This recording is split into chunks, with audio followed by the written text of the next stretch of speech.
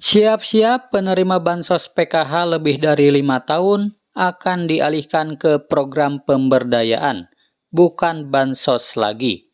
Nah, seperti apa informasinya? Simak terus.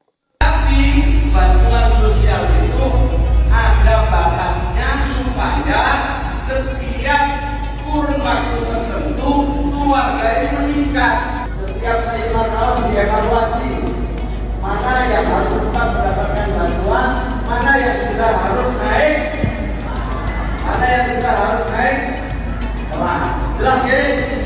Bagi yang fungsi-fungsi sosialnya utuh maksimal 5 tahun, bukan ditinggal naik kelas. Programnya program pemberdayaan, bukan lagi program bansos.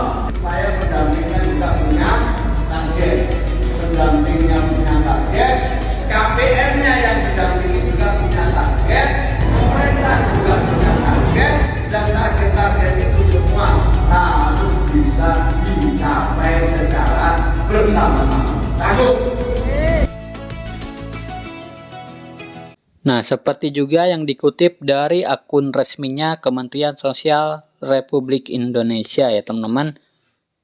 Nah, di sini ada berita yang berjudul Mensos Gus Ipul ajak pendamping PKH Jombang dan Nganjuk kerja terarah berantas kemiskinan.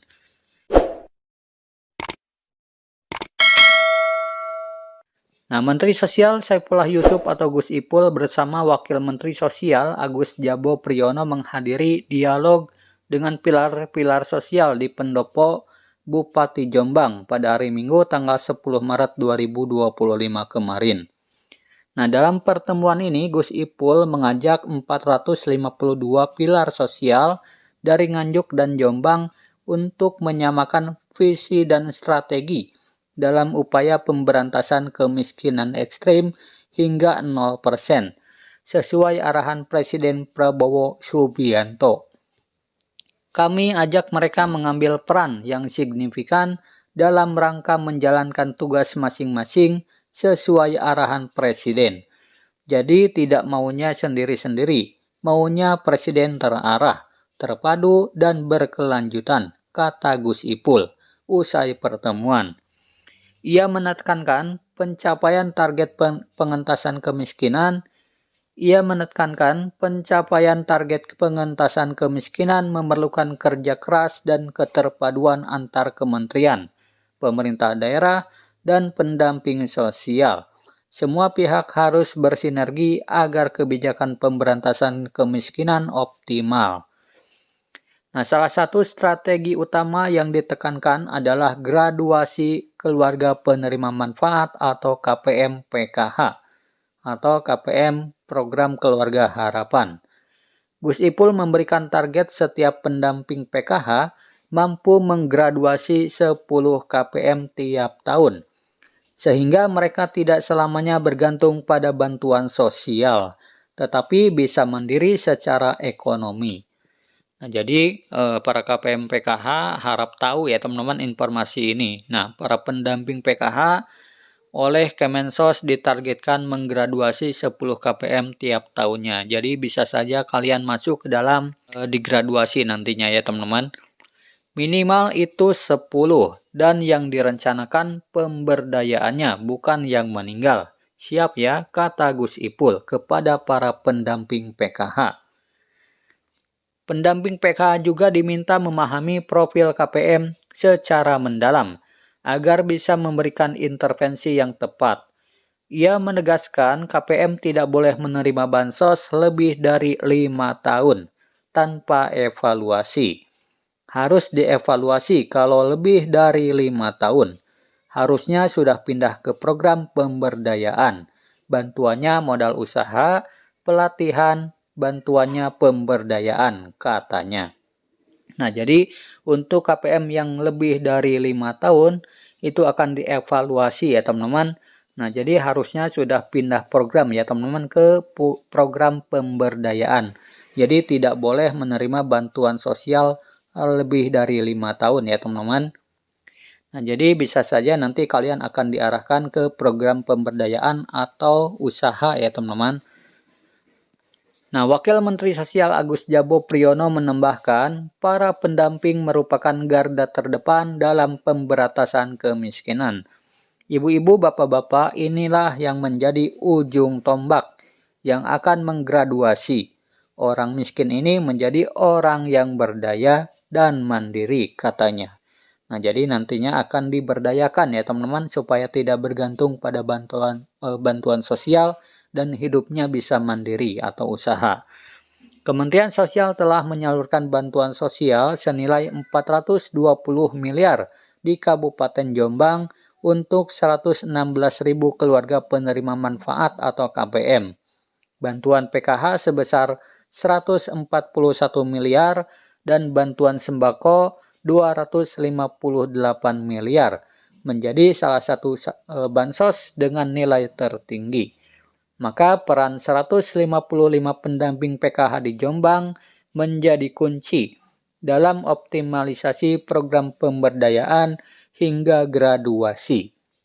Nah, selain itu, Gus Ipul juga menekankan pentingnya data terpadu sosial dan ekonomi nasional atau DTSEN sebagai basis data yang terintegrasi guna pemberantasan kemiskinan.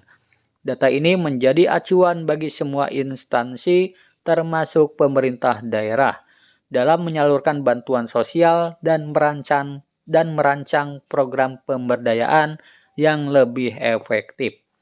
Nah, perlu diketahui juga ya teman-teman, sekarang DTKS dihapus diganti dengan DTSEN atau Data Terpadu Sosial Ekonomi Nasional. Arahan Mensos dan Wamensos di atas disanggupi oleh Siti Aminah, 34 tahun, pendamping PKH asal desa Sidokaton, Kecamatan Kudu, Kabupaten Jombang. Itu siap memenuhi target graduasi. Semoga dengan adanya DTSEN semakin baik dan tepat sasaran. Saya juga siap untuk graduasi 10 KPM tiap tahun. Insya Allah sanggup, katanya. Nah, dalam kesempatan ini Mensos Gus Ipul juga menjelaskan bahwa DTSEN akan membantu mengidentifikasi 10% terbawah penduduk miskin, sehingga kebijakan yang ditetapkan atau diterapkan lebih tepat sasaran. Strateginya apa? Dengan pendidikan, salah satu yang paling penting. Maka Presiden Prabowo menggagas sekolah rakyat, ujarnya. Nah, sekolah rakyat ditunjukkan bagi anak-anak dari keluarga miskin dan miskin ekstrim, agar mereka mendapatkan akses pendidikan yang lebih baik dan tidak terjebak dalam siklus kemiskinan.